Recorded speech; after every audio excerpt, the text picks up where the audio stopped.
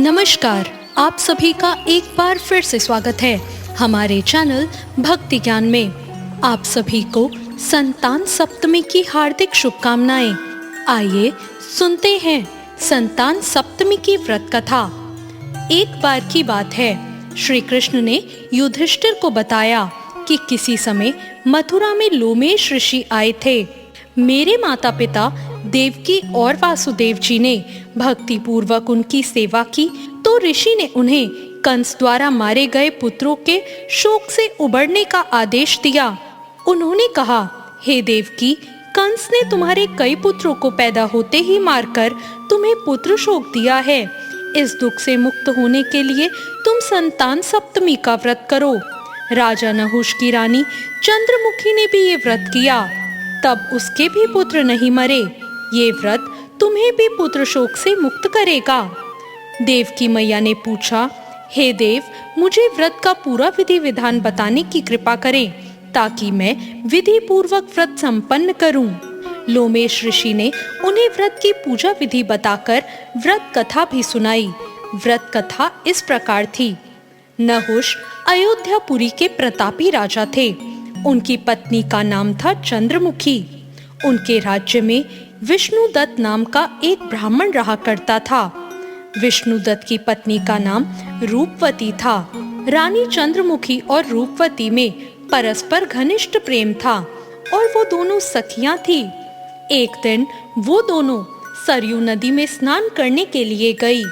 वहां पर अन्य स्त्रियां भी स्नान कर रही थी। वो स्त्रियां वहां भगवान शिव पार्वती की प्रतिमा बनाकर विधि पूर्वक उनका पूजन कर रही थी।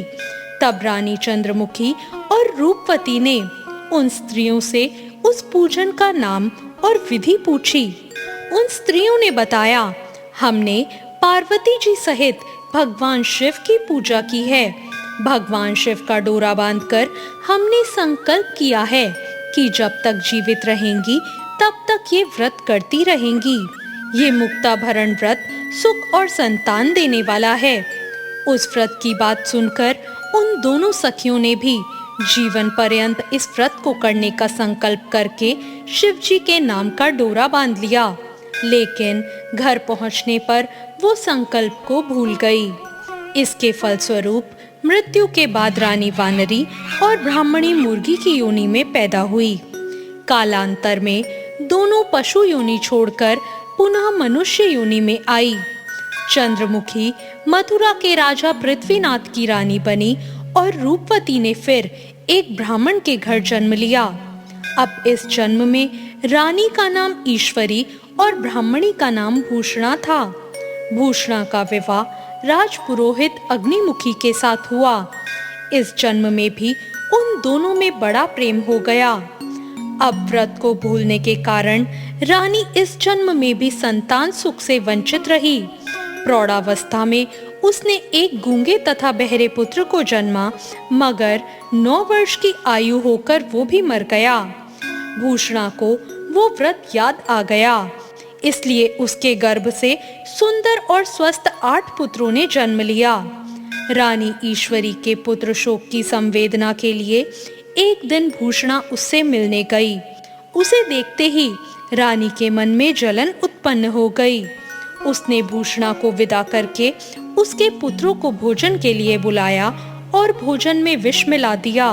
लेकिन भूषणा के व्रत के प्रभाव से उसके पुत्रों का बाल भी बांका नहीं हुआ। इससे रानी को और भी क्रोध आ गया।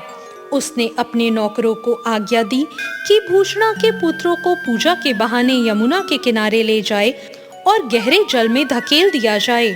लेकिन भगवान शिव और माता पार्वती की कृपा से इस बार भी भूषणा के बालक व्रत के प्रभाव से बच गए। इसके परिणाम स्वरूप रानी ने जल्लादों को बुलाकर आज्ञा दी कि ब्राह्मण बालकों का वध कर दे। लेकिन जल्लादों द्वारा बेहद प्रयास करने पर भी वो बालक न मर सके। जब ये समाचार रानी ने सुना तो उसे बड़ा आश्चर्य हुआ। उसने भूषणा को बुलाकर सारी बात बताई और फिर क्षमा याचना करते हुए उससे पूछा कि क्या कारण है कि तुम्हारे बच्चे नहीं मर पाए। भूषणा बोली क्या आपको पूर्व जन्म की बात स्मरण नहीं है? रानी ने आश्चर्य से कहा, नहीं, मुझे तो कुछ भी याद नहीं है। तब उसने कहा, सुनो, पूर्व जन्म में तुम राजा नहुष की रानी थी और मैं तुम्हारी सखी थी। हम दोनों ने एक बार भगवान शिव का डोरा बांधकर संकल्प किया था कि जीवन पर्यंत संतान सप्तमी का व्रत करेंगी, लेकिन दुर्भाग्यवश हम भूल गई और व्रत की अवहेलना होने के कारण विभिन्न योनियों में जन्म लेते हुए फिर हमें मनुष्य योनि प्राप्त हुई।